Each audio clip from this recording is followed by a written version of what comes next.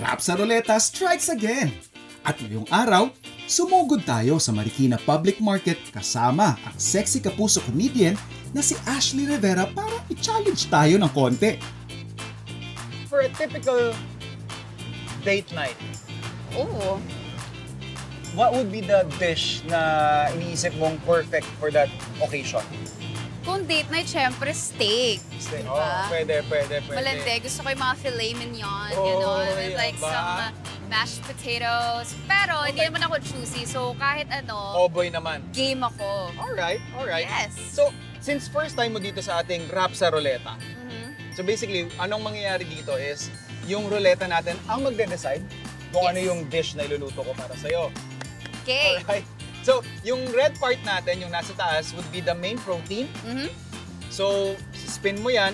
Kung anong ituturo niya, yun yung gagamitin natin. So, we have fowls there, we have fish, seafoods.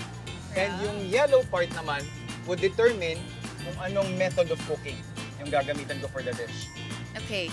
So, medyo mischievous yung smile mo. Pahihirapan mo ba ako? Alam kong kayang-kaya mo to. Grabe yung tiwala ko sa'yo. Kaya Okay, gusto ko okay. yung pinaka-challenging. Wow. Okay. Challenge accepted. Let's go! Please. Okay, ready, set. Yung Sana, ano. seafood. Seafood! Okay. Ba't parang kinakabahan ka, chef? Kayang-kaya. Kayang-kaya. Sabi ko nga, may tiwala ka naman. Yes! O, pesketaryo ng peg natin today. Okay. Ready, set. Up. So, why? Prinitong crab. Charing. Seafoods, actually, kung ano makikita natin dyan, we have an array of selection naman. Aha. Basta wala kang, Oo. wala kang allergy. Wala. Malalaman natin mamaya kung may allergy ako. Allergy sa hindi masarap na pagkain. Kaya kailangan sarapan Okay. mo. Game. Pero, ang twist, samahan mo ako mamalengke. Okay, game. Alright? Tara. Tara, Okay, let's go. let's go. So, you were telling me na more on Asian, Yes. tapos gusto mo ng medyo spicy. Yes. Mataas ang tolerance mo sa... Huwag naman yung sobra. Gusto ko yung may konting kiliti lang sa dila. Okay. Gusto ko yun. Gotcha, Spice gotcha. things up. Alright. So, ano yung... Ay, ang sasarap naman nito. So, we have oyster, we have clams, Okay. we have, mussels. Sige, gusto mo ba sila? Pwede bang shrimp? Okay. Shrimp, definitely, and siguro kung may crab tayo. Yeah. Fun fact, hindi ako marunong kumain ng crab. Kailangan ihimay siya for me para wala akong patience para isa-isahin gano'n. Oh my gosh, excited na ako. Mhm. So, Heaven to sa Asian. akin. Heaven to sa akin ngayon. Sa Ito, totoo lang. same. Parang batang dinala mo sa playground ang feeling ko pag ganyan. Magkano ang kilo ng tahong mo, te? Konti ka lang. Pahingi ako 1 kilo nga, te. Siguro for Asian, I would toss in lemongrass, syempre Yes. chilies, Ginger. ginger, yes, sure. A little bit. A little bit, and then just a contrast, siguro lemon. For color, I'll just put in red and green, bell pepper, lime. Lime. Yeah, let's have lime. I'll admit, medyo challenging yung dish na ipe-prepare natin for Ashley. Kasi it's not everyday na fried mixed seafoods yung ipe-prepare mo for someone. So, may request siya na gusto niya medyo on the Asian side daw yung flavor profile nito. Key lang dito sa dish natin is yung ating preparation or yung ating mise en place na tinatawag.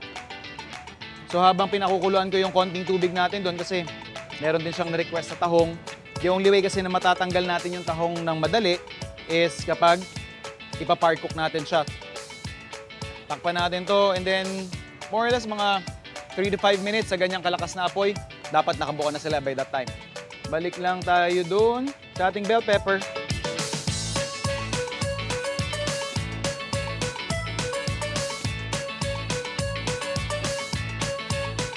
And ito yung ating tanglad. So what I'll do is, isasama ko yung pinaka-stock niya doon sa ating pinaka-crunchy bits, kumbaga.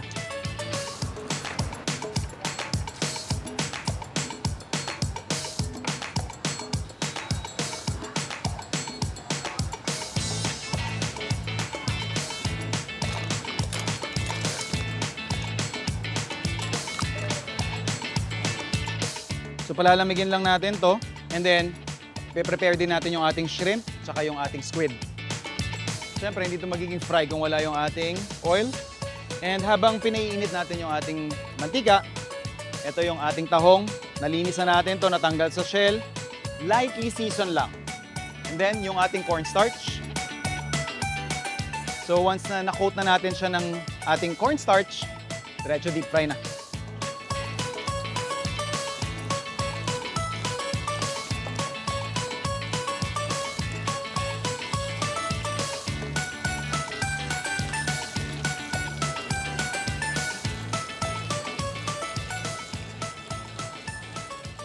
Susunod naman natin yung ating squid.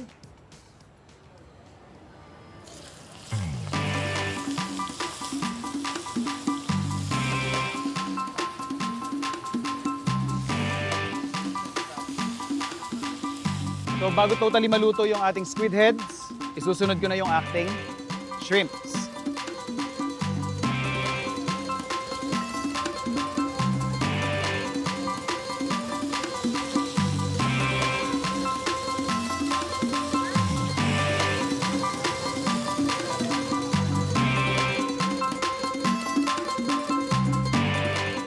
Ito na. Alam Yes, mo, ma'am. kanina ko pa naamoy ito, kaya takam na ako. Siyempre, ginawang rice bowl ni Chef. Thank you so much.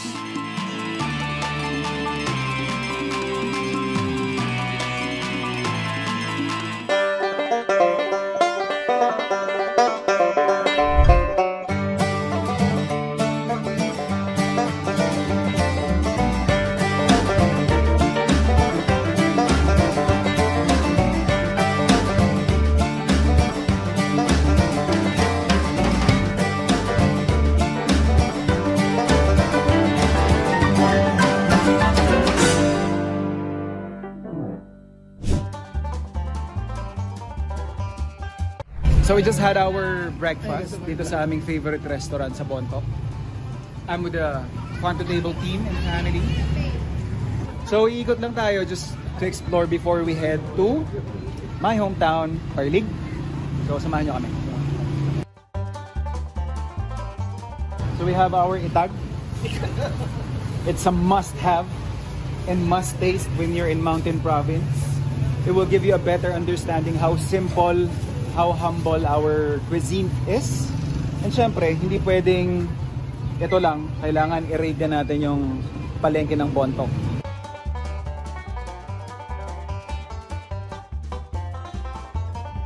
So yan, makikita ninyo rin dito. Buhay na buhay ang plate culture ng mga Igorot. So we have here, these are all hand-forged, recycled from different parts ng sasakyan na bakal. Kahit isang bahay kaya ata pumunta dito, may at least 5 silang klase ng itak.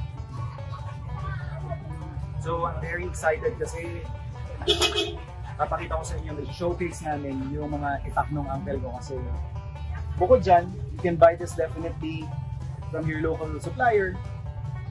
Ini-elevate lang nila yung kanya-kanyang designs. So habang nagpapababa tayo nung breakfast natin, kailangan libutin muna natin yung taas, parang pinaka-plaza ng Bontoc. Dito kadalasan ginagawa yung Langay Festival. Kumbaga different tribes, different municipalities ng Mountain Province dito nagsasama-sama during Langay Festival. And marami kang makikita dito. Different statues, meron din tayong mga pasalubong centers dyan.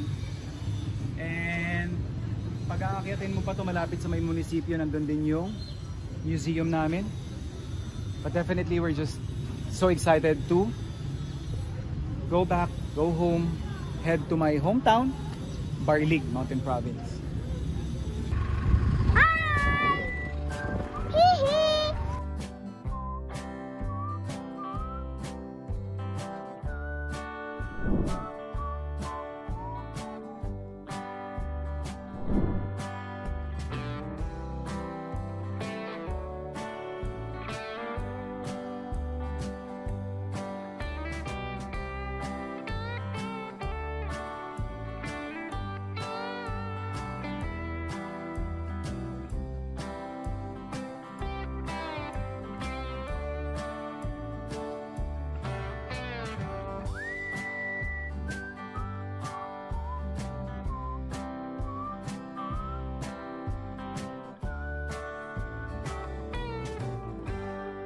Morning, Jermaine. Good morning po, Miss Tina. Yes na po. Ready to fight. Good morning. Good morning. So this is our day 1 of our Barlig specials. Ano ba to? Subconscious. Subconsciously ko na siya minamassage. So we're here at our ancestral home.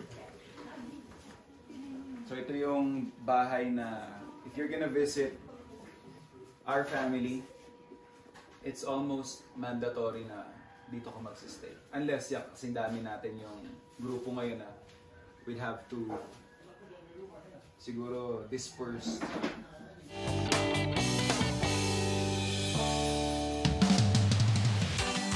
Then we're just gonna use the same pan. Then lagyan na natin yung ating tanglad. Then yung ating bell pepper.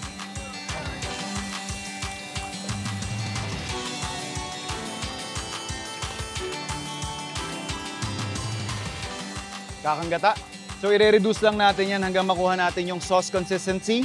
Then totoss na natin yung ating mixed seafoods.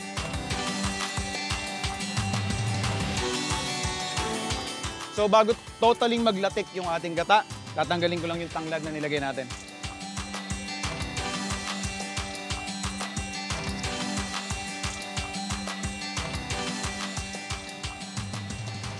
So for me, ito na yung pinaka-perfect na consistency yung hinahanap ko. Hindi pa siya totally brown na brown yung latik. Ihabol lang natin yung sili na request ni Ashley. In with our mixed seafoods. Saka yung medyo pampakulay natin. Fire off. So konting oyster sauce lang. Pwede tayo mag-serve.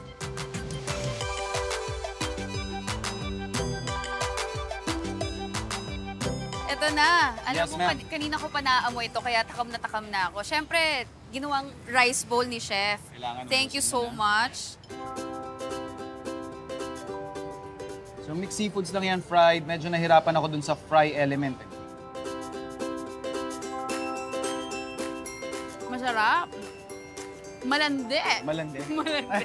Yung lasa talagang, ang ganda Okay. ng combination. At lagyan mo pa ng Ito, lime lalagyan juice. natin ng konting, for the full experience, Yes, di ba? There. Konting. Ang sarap. Ang sarap nito, Chef. The best ka. Chamba, chamba. Hindi chamba to, ang sarap talaga. So, gumamit tayo ng gata, pero I wanna hide yung gata flavor. Oo nga, galing nga eh. Hindi siya ayoko nung ginataan. So, pinaglatik ko yung ating coconut cream para by doing that, nagme-mellow down kasi yung coconut cream flavor na kadalasan nating na-associate with white color. It's almost buttery yung lasa Exactly. niya. So, ang Yeah. sarap. Tapos, Grabe. very subtle hint of lemongrass. In-infuse ko lang yung coconut cream natin ng konting lemongrass. Very subtle din yung yung spice. Hindi siya nakaka-overwhelm. Eh, sabi mo kasi ayaw mo naman nung Oo nga. Pero kaya, naninipa talaga eh. grabe, sobrang saktong-sakto yung timpla, Chef. I love it. Thank you so much. Thank you. Worth the wait. Kanina pa ako nagmamadali. Ano kaya yun? Ano nang ginagawa ni Chef? Habang namamalengke tayo, nakikita ko na syempre yung mga iba't ibang klaseng mga seafood. Marami namang iba, but ako kasi personally, these are my favorite kasi. Kaya, masaya akong piliin to dahil talagang kinakain ko siya. And you delivered, Chef, the best. Thank you. Thank Na-enjoy you. ko to. Hindi nga, walang halong biro. Ang harap talaga. Gusto ko yung lamon na lamon talaga ako dito. Go.